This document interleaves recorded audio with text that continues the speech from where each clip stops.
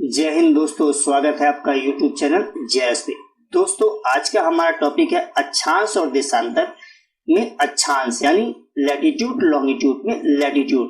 Topic शुरू करने से पहले हम थोड़ा ग्लोब के बारे में समझते हैं। देखिए दोस्तों, ये ग्लोब ये पृथ्वी का प्रतिरूप है, ठीक। और पृथ्वी को आसानी से समझने के लिए ग्लोब डिजाइन किया गया है। तो अगर आपसे पूछा जाए सबसे पहले ग्लोब को किसने बनाया था, सबसे पहले ग्लोब को किसने बनाया था, तो ध्यान रखिएगा 1492 में जर्मन के मैप मेकर मानचित्रकार मार्टिन बेहम ने बनाया था।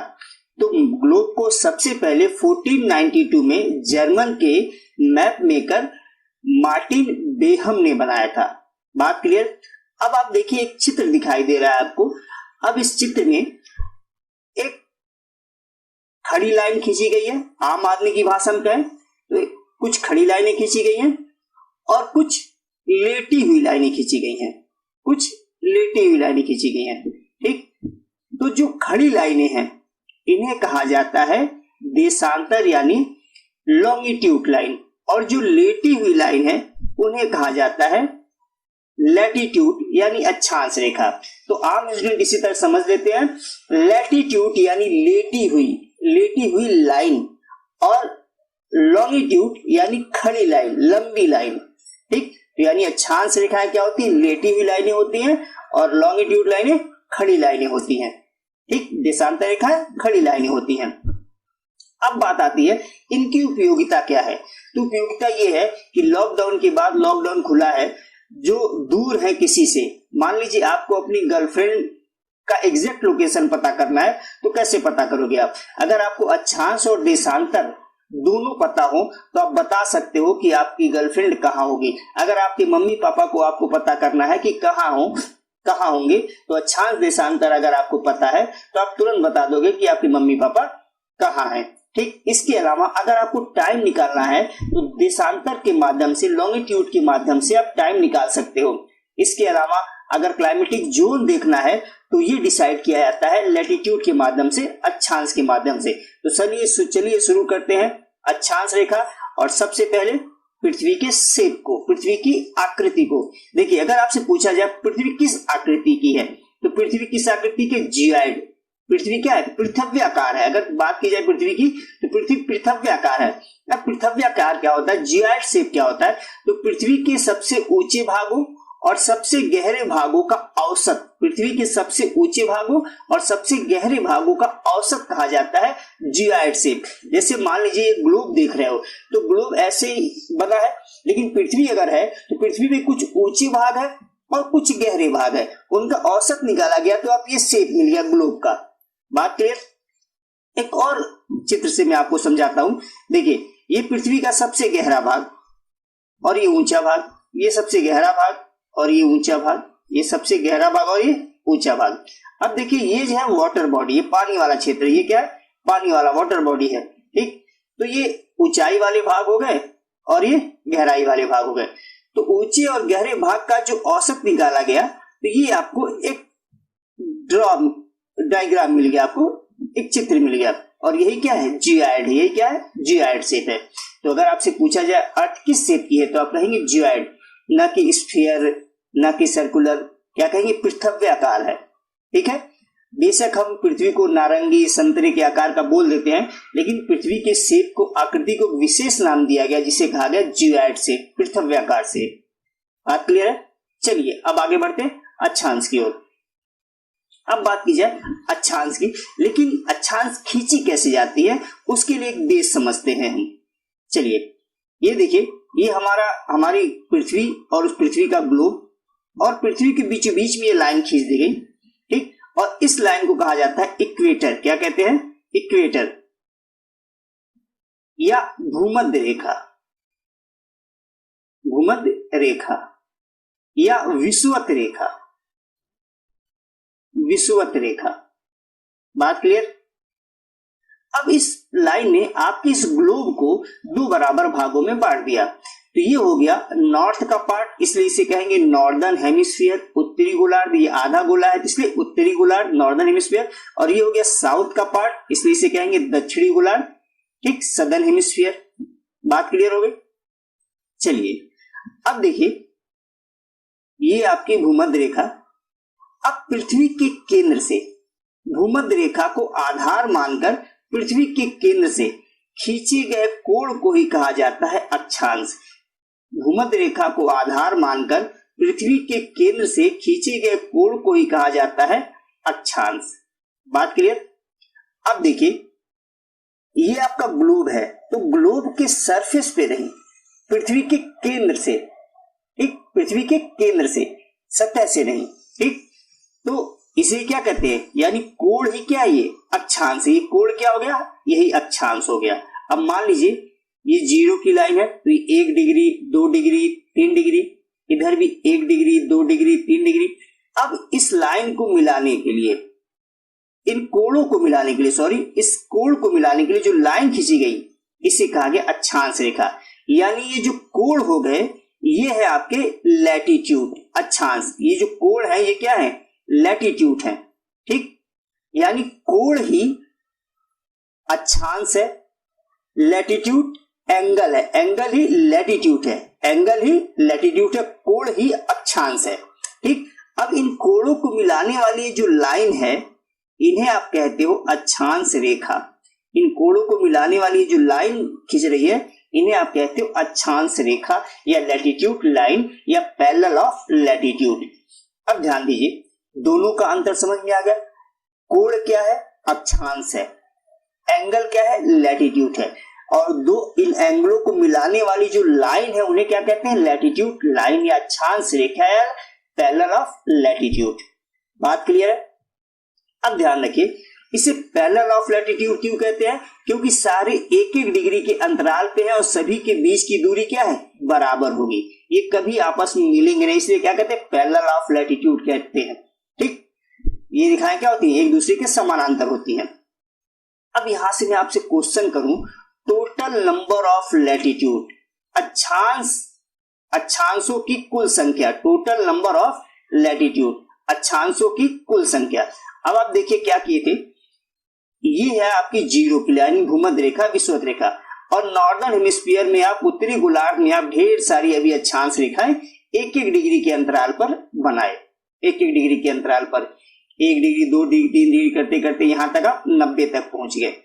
उसी तरह 1 डिग्री 2 डिग्री करते दक्षिणी गोलार्ध में भी आप 90 तक पहुंच गए, ठीक, ये आप 90 तक पहुंच गए। अब आप देखिए, 0 के नॉर्थ में जितनी भी लैटिट्यूड लाइनें हैं उन्हें कहा जाएगा नॉर्दर्न लैटिट्यूड या उत्तरी अक्षांश, और 0 के साउथ में यानी भूमध्य रेखा के दक्षिण में जितनी भी अक्षांश रेखाएं हैं उन्हें कहा जाएगा दक्षिणी अक्षांश। यानी भूमध्य रेखा के उत्तर वाले को उत्तरी अक्षांश, भूमध्य रेखा के दक्षिण वाले को दक्षिणी अक्षांश कहेंगे।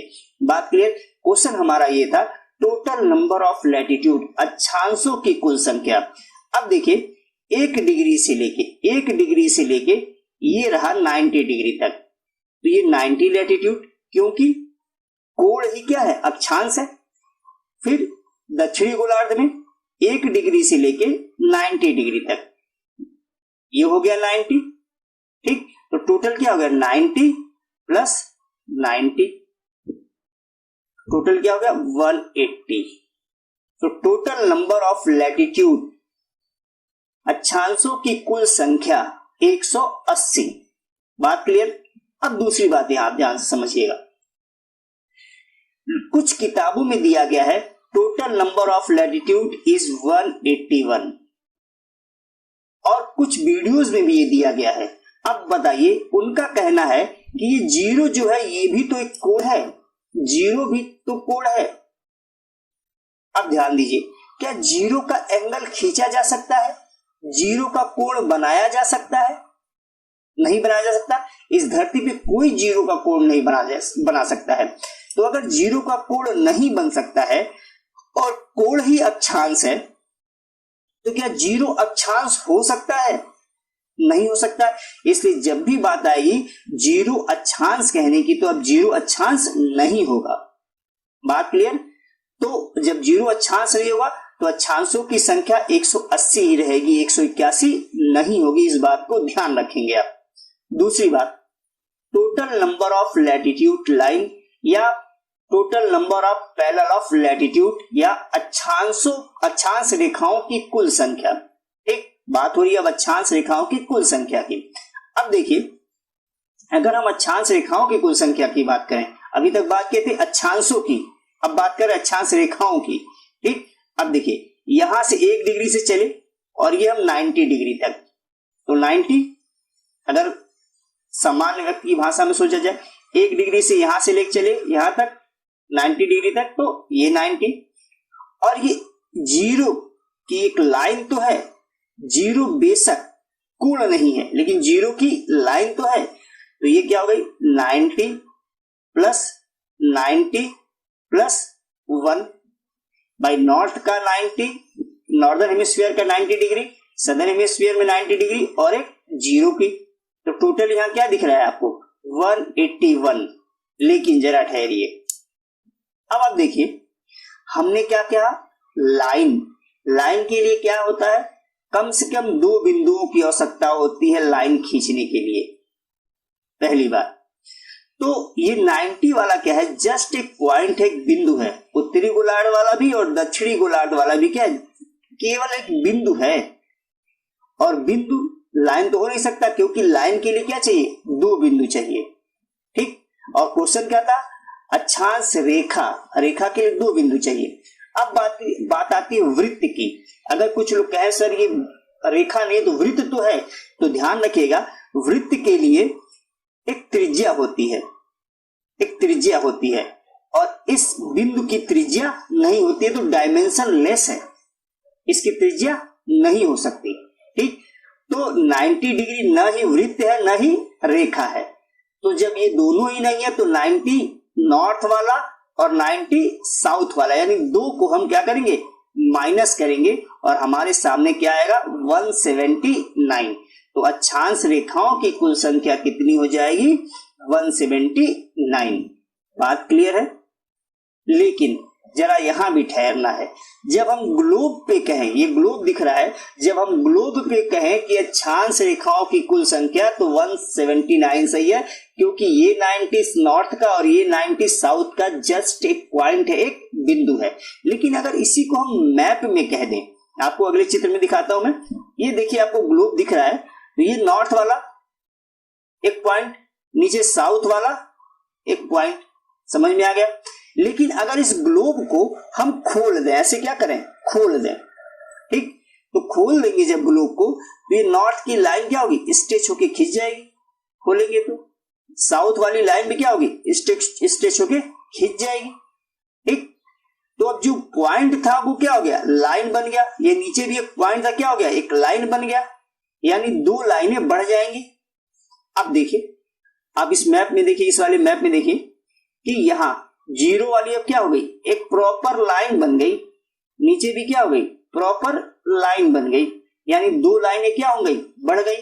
तो अब अगर पूछा जाए कि total number of latitude line on the map, यानी अक्षांश रेखाओं की कुल संख्या मानचित्र पर, ठीक, तो मानचित्र पे अगर 179 तो पहले से हमारे पास थी और 2 और बढ़ गई उत्तरी ध्रुव और दक्षिणी ध्रुव वाली, तो क्या हो जाएंगी 181। अब ध्यान रखिए 3 क्वेश्चन याद सुनना है आपको। अगर सिंपल पूछे, न मानचित्र की बात करे न ग्लोब की बात करे और क्वेश्चन पूछ दे कि total number of latitude line अक्षांश रेखाओं की कुल संख्या, ठीक, तब 179 क्या लगाओगे आप 179। लेकिन अगर पूछ दे वो total number of latitude line on the map या अक्षांश रेखाओं की कुल संख्या मानचित्र पर, तब आंसर क्या बनेगा 181। ठीक, अगर पूछ दे कि total number of latitude line on the globe, यानी ग्लोब पर अक्षांश रेखाओं की संख्या, तब क्या आंसर बनेगा 179। तो 3 क्वेश्चन हुआ, मानचित्र पर, ग्लोब पर और दोनों का नाम न दिया हो तब। तो बात समझ में आ गई, मानचित्र पर अक्षांश रेखाओं की संख्या 181, ग्लोब पर अक्षांश रेखाओं की संख्या 179 और समान रूप से पूछे तो भी क्या लगाओगे आप 179। बात क्लियर है? अब बात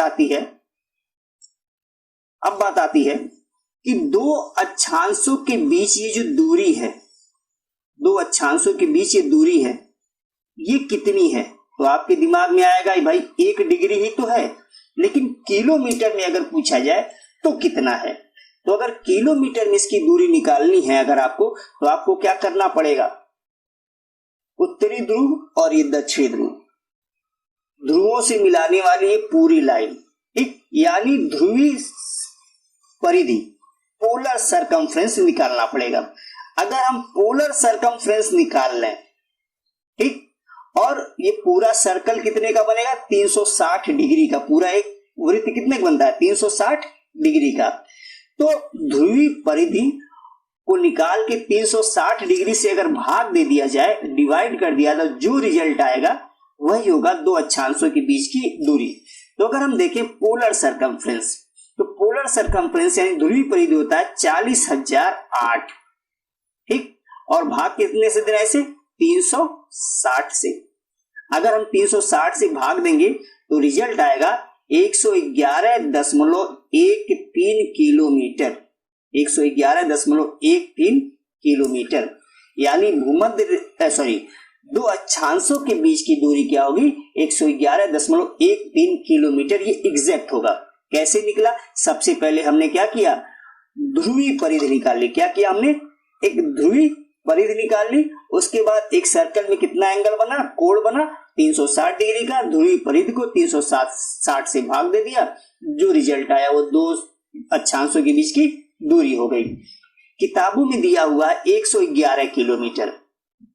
तो अगर ये पॉइंट में नहीं है तो आप ये सही है, लेकिन अगर पॉइंट में ऑप्शन में होगा तो आपको क्या होगा? पॉइंट के साथ जाना होगा।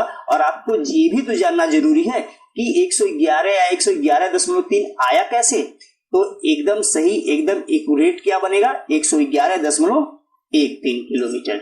बात क्लियर है? चलिए एक चीज और यही बताते चलता हूं। दो अक्षांशों के बीच की दूरी तो आपको पता चल गया। अगर यही पूछा जाए दो अक्षांशों के बीच की दूरी को कोई नाम भी दिया गया है क्या? भाई कोई दो अक्षांशों क्या इनके बीच की दूरी को कोई नाम भी दिया गया है? तो जी हाँ, दो अक्षांशों के बीच की दूरी को कहा जाता है बेल्ट, पेटी। क्या कहते हैं? पेटी। दो अक्षांशों के बीच की दूरी को हम क्या कहते हैं? पेटी कहते हैं। ये बात एकदम ध्यान रखिएगा, क्योंकि आगे चल के आपको मिलेगा उष्णकटिबंधीय पेटी, शीतोष्णकटिबंधीय पेटी, ट्रॉपिकल बेल्ट, टेम्परेट बेल्ट, ठीक। तो यहीं से डिसाइड होगा। इसके बाद एक चीज और आती है यहीं पे, बृहद वृत्त, ठीक। अच्छा, बृहद वृत्त कहते किसे हैं? इसके कॉन्सेप्ट को पहले समझें, फिर हम देखेंगे बृहद वृत्त क्या क्या बन सकता है, क्योंकि ढेर सारी बृहद वृत्त बनती हैं। बृहद वृत्त वो वृत्त होता है जिसको काटने वाला प्लेन जो है, यानी पृथ्वी को काटने वाला प्लेन पृथ्वी को दो बराबर भागों में बांटे और पृथ्वी के केंद्र से जाए। बात क्लियर? यानी आप इस ग्लोब को अगर काटो तो ये प्रॉपर दो बराबर भागों में बट जाए और काटने वाला तलवार या प्लेन जो भी है वो पृथ्वी के केंद्र से जाए, एकदम बीचों बीच से जाए, ठीक। अब आप सोचिए, अब यही देखिए, ये दो भागों में आपका ग्लोब डिवाइड हो गया, एक इधर वाला पार्ट, एक इधर वाला पार्ट, एकदम एक्यूरेट डिवाइड हुआ। और ये काटने वाला जो प्लेन है वो पृथ्वी के क्या हो रहा है? केंद्र से होके ही जा रहा है। बात क्लियर है? तो इसे कहेंगे अब ग्रेटर सर्कल, बृहद वृत्त।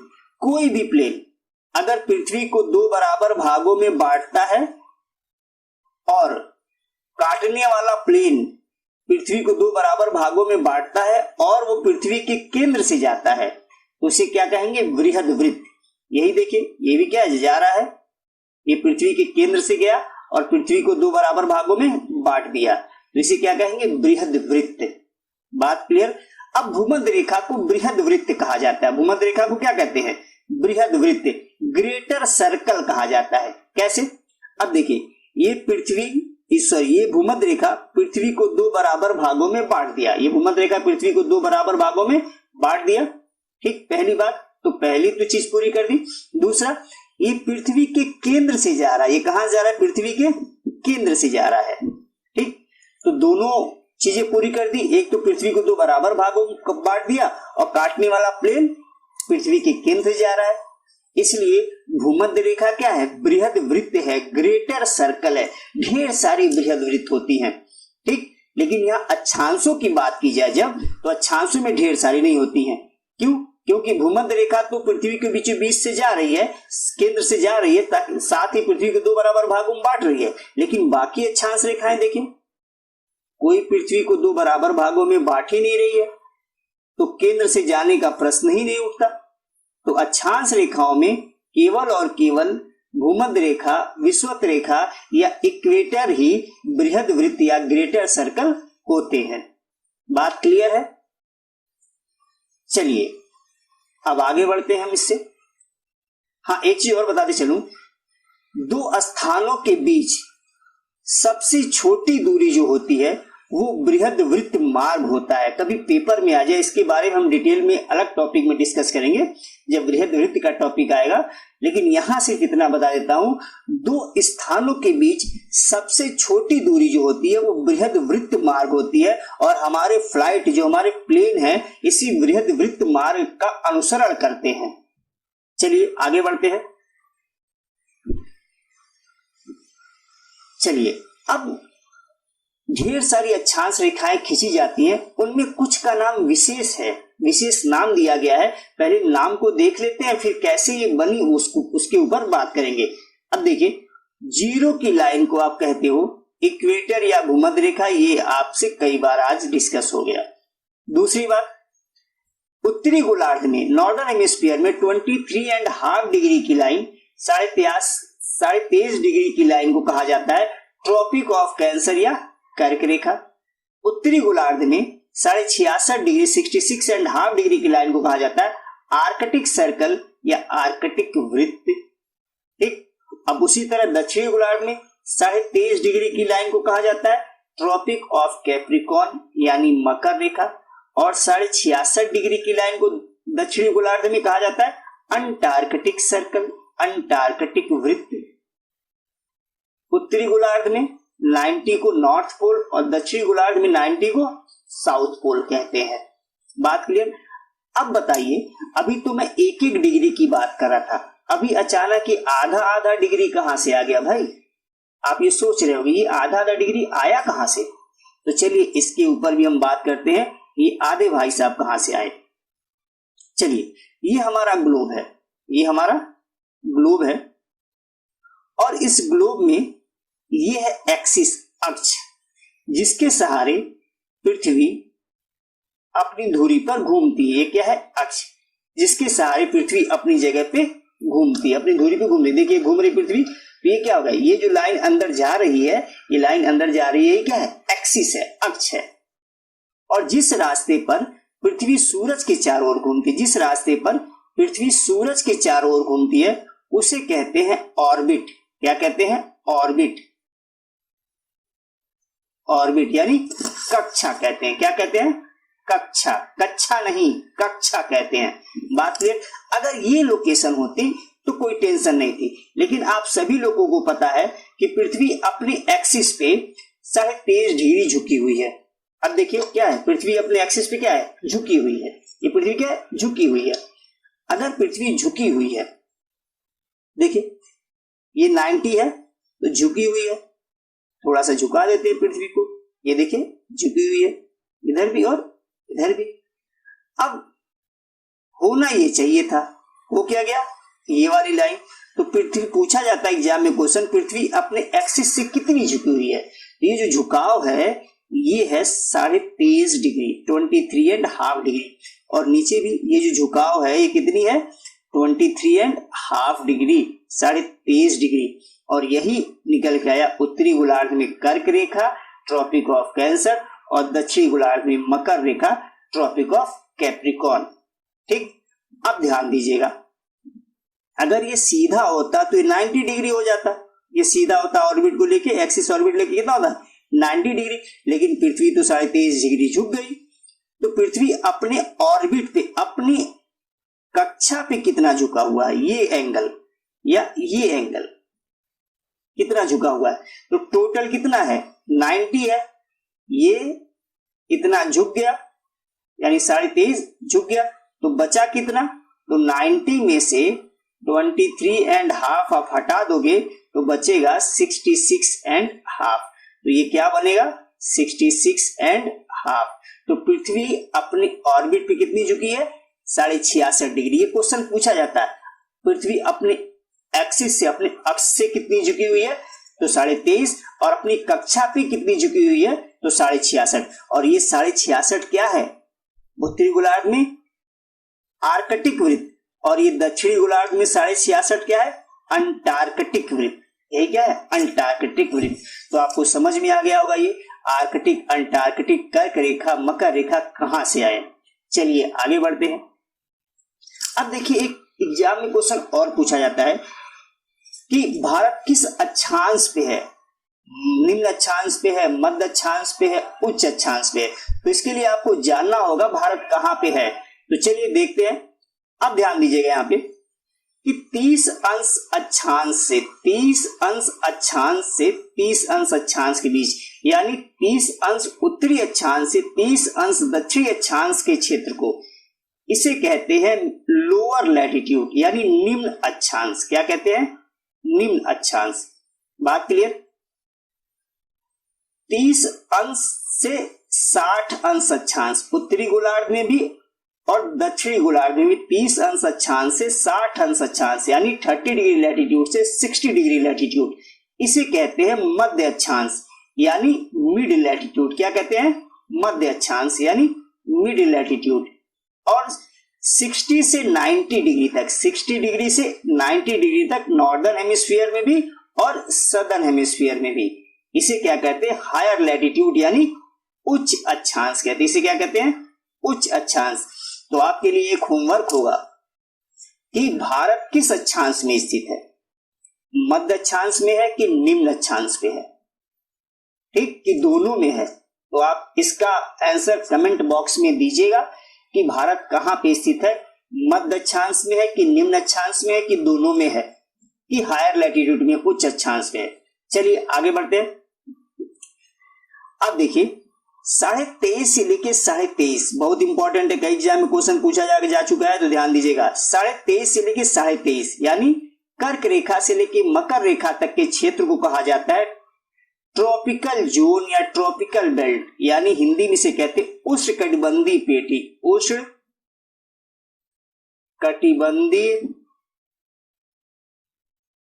पेटी, ठीक। 23.5 से 23.5, 23.5 से 66.5, 23.5 से 66.5 यानी 23.5 से 66.5 उत्तरी गोलार्ध में भी और दक्षिणी गोलार्ध में भी। इस रीजन को कहा जाता है टेम्परेट रीजन यानी शीतोष्णकटिबंधीय क्षेत्र। क्या कहते हैं, टेम्परेट रीजन, शीतोष्णकटिबंधीय क्षेत्र, शीतोष्ण, ठीक, शीतोष्णकटिबंधीय क्षेत्र। और 66.5 से 90, 66.5 से 90, 66.5 से ये 90 उत्तरी गोलार्ध में भी, 66.5 से ये 90 दक्षिणी गोलार्ध में। इसे कहते हैं शीत प्रदेश, शीत प्रदेश या फ्रीज जोन या फ्रोजन जोन, ठीक। तो अक्षांश और देशांतर का टॉपिक यहां समाप्त होता है। आशा है ये टॉपिक आपको समझ में आया होगा। अगर थोड़ी सी भी दिक्कत हो रही है तो कमेंट बॉक्स में कमेंट करके आप अपने क्वेश्चन पूछ सकते हो, अगली वीडियो में उसका आंसर दूंगा, ठीक। अगली वीडियो में आपके साथ आपके पास में आऊंगा लॉन्गिट्यूड यानी देशांतर रेखाओं के साथ, जिसमें हम सारी चीजें पढ़ने के साथ कुछ टाइम निकालने का कॉन्सेप्ट भी सीखेंगे। तो इसी के साथ आज का सेशन हम समाप्त करते हैं। अगर आपको वीडियो अच्छी लगी हो तो वीडियो को लाइक कीजिएगा, चैनल को सब्सक्राइब कीजिएगा। जय हिंद।